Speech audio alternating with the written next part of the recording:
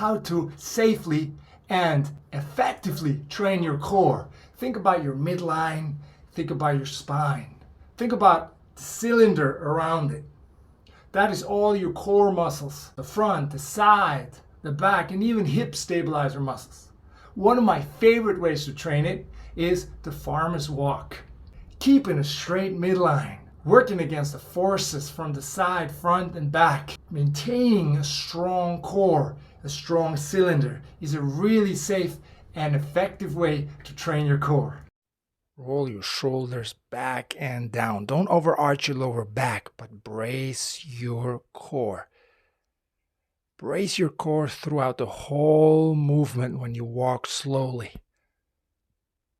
Change your weights over time as you feel comfortable doing it. Change grips as well. This is my most favorite way of doing it, using a resistant band. Another variation is the high step variation. This will challenge your hip stabilization even more. Keep your hip leveled at all times. This is challenging, so do the best you can.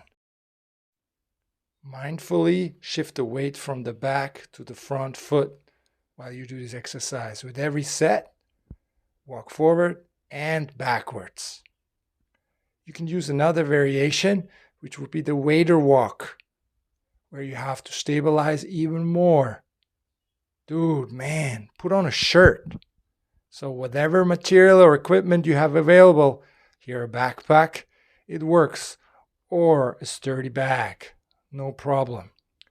Whenever possible, get outside, get some fresh air. While traveling, use a backpack or suitcase and fill it with some heavy stuff. You can also use a sturdy bag or an exercel. You can fill it with sand or even with water. I really hope you like this video, so like and subscribe and get that strong core. Keep it moving.